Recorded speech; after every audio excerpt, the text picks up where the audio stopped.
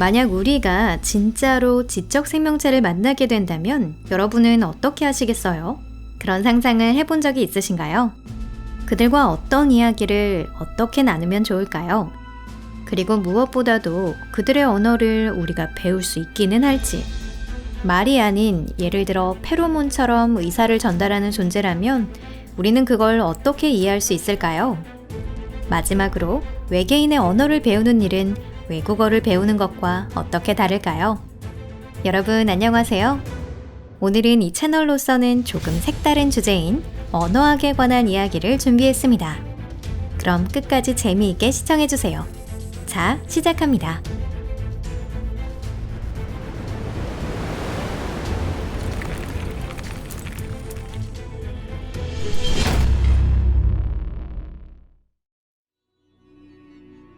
지성을 이루는 것은 무엇일까? 인간과 동물을 가르는 기준은 무엇일까요? 얼핏 보기엔 단순하죠. 지성이 있느냐 없느냐입니다. 하지만 그 지성이라는 건 정확히 어떻게 정의할 수 있을까요? 사실 이건 꽤 복잡한 문제이고 과학자들은 수세기 동안 이 질문과 씨름해왔습니다. 저희 영상이 이 역사적인 난제를 해결하겠다는 건 아니지만 철학을 잘 모르시는 분들도 이해하기 쉽도록 정리해 보려고 합니다. 먼저 조금 미안한 말이지만 곤충들에게는 지성이 있다고 보기는 어려울 것 같아요. 물론 개미나 벌, 흰개미 같은 곤충들의 복잡한 행동 패턴이나 부지런함, 마치 국가처럼 보이는 사회 구조는 꽤 인상적입니다. 하지만 실제로 이러한 행동들은 매우 단순한 알고리즘, 즉 본능에 따라 작동하는 것이고 곤충들은 스스로 이해하고 행동하는 것이 아닙니다. 곤충을 게임 속 NPC처럼 생각하면 이해하기 쉬운데요. 정해진 자극에만 반응하고 정해진 방식으로만 움직이는 존재라는 겁니다. 본능적인 프로그램은 환경이 크게 바뀌지 않으면 잘 작동하지만 예상치 못한 상황이 오면 대응을 못하고 결국 어처구니 없는 행동을 반복하다가 목숨을 잃는 경우도 있습니다. 그래서 동물의 지능이 높아질수록 본능적인 행동은 줄어들고 대신 학습이나 환경 분석이 더 중요해집니다. 다시 말해 지성이 있다는 건 단순히 반응하는 게 아니라 외부 세계를 제대로 인식하고 이해하는 능력을 말하는 거죠. 고등동물들은 이러한 능력을 갖추고 있어서 자신의 욕구를 인지하고 상황에 따라 유연하게 행동을 바꾸며 같은 종은 물론 인간 같은 다른 종과도 복잡한 사회적 관계를 맺을 수 있습니다. 지금은 개나 고양이, 쥐, 기니피그, 너구리 같은 많은 반려동물들이 주인을 구분하고 감정을 읽을 수 있으며 심지어 공감까지 한다는 사실이 과학적으로 입증되었습니다. 그렇다면 이 친구들에게도 지성이 있다라고 할 수 있을까요? 대답은 안타깝지만 아니요입니다. 예를 들어 여러분이 슬플 때 반려동물이 옆에 와서 위로를 해준다면 분명히 여러분의 감정을 느낀 것은 맞지만 그 이유까지 이해하고 있는 건 아닙니다. 여러분이 일에 실패해서든 연애 문제든 사회적 스트레스든 혹은 특별한 이유 없이 기분이 가라앉았든 반려동물은 그저 배가 고픈가? 어디 아픈가? 정도로 단순하게 받아들이는 게 한계죠. 여기서 지성을 평가하는 또 하나의 중요한 기준이 나옵니다. 바로 복잡한 사회 구조와 추상적인 개념을 이해하는 능력이에요. 고등동물들은 생물학적이면서 사회적인 존재인데요. 먹고 사는 문제나 안전, 번식, 유대감 같은 기본 욕구는 본능이지만 동시에 자라온 환경이나 사회적 영향에 따라 성격이나 행동이 달라지기도 합니다.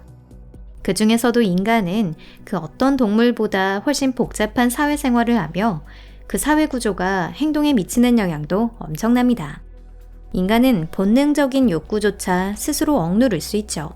예를 들어 정치운동가가 단식투쟁을 하거나 수도사가 신앙을 이유로 금욕생활을 선택하는 것도 그 예입니다. 동물에게는 그런 선택지가 없습니다. 언어는 어떤 관련이 있을까?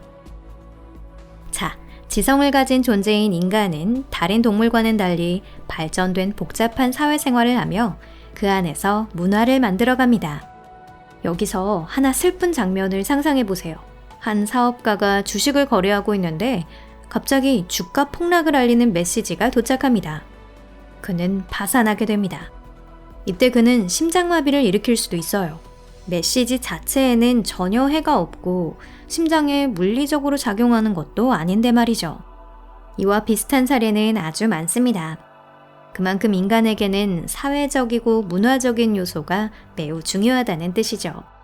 그렇다면 그 문화를 이루는 핵심은 무엇일까요? 정답은 분명합니다. 바로 언어. 즉, 사람과 사람 사이에서 전해지는 복잡한 기호와 코드의 체계이죠. 이 코드를 해독하려면 그게 의미하는 바를 이해할 수 있어야 하죠.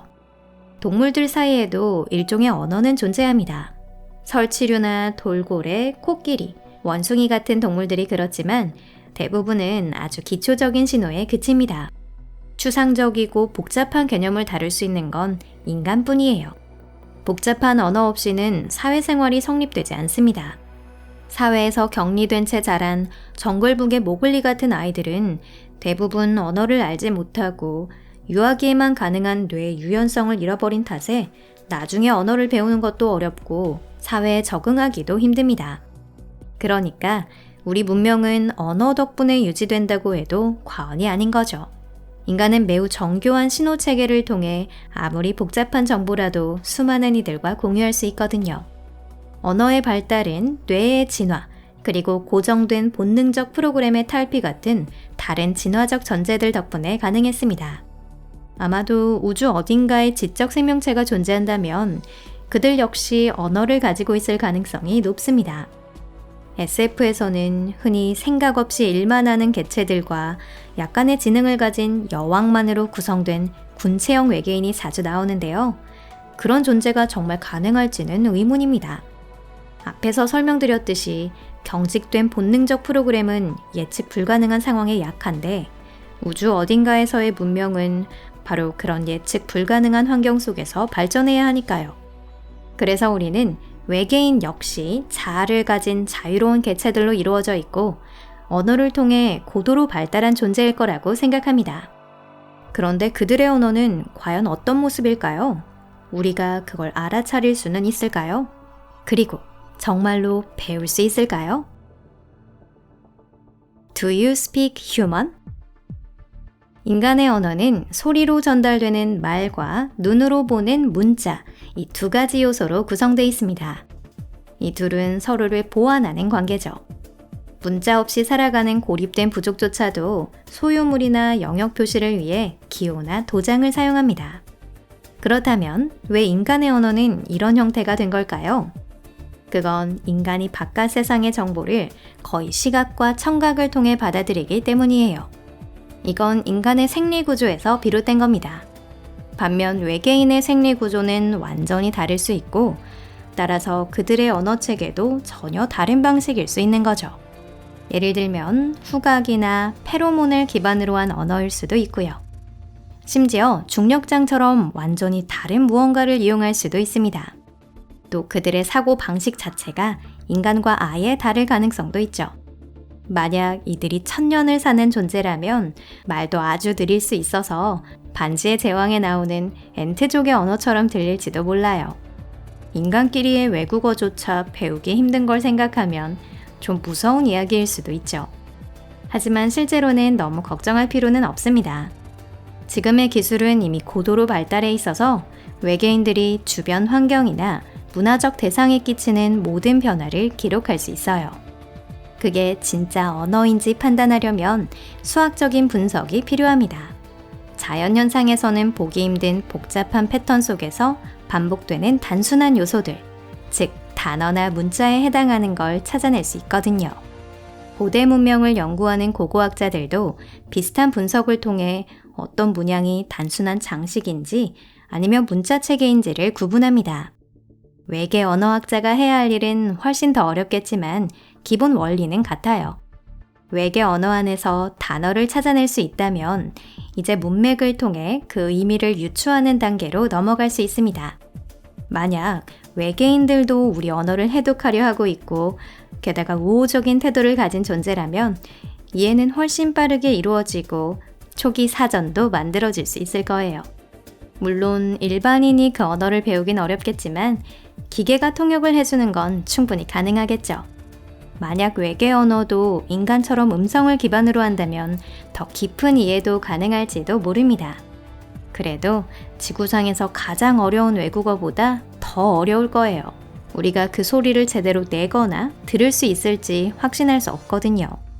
그 소리의 절반은 인간이 가진 발성기관으로는 불가능할 수도 있고 나머지 절반은 인간의 귀로는 들리지 않는 주파수일지도 모릅니다.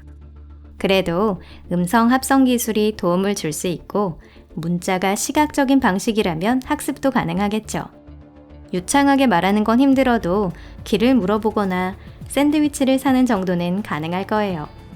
결국 지성 외에 공통점이 하나도 없어도 우리는 서로를 이해할 수 있을 거라고 믿습니다.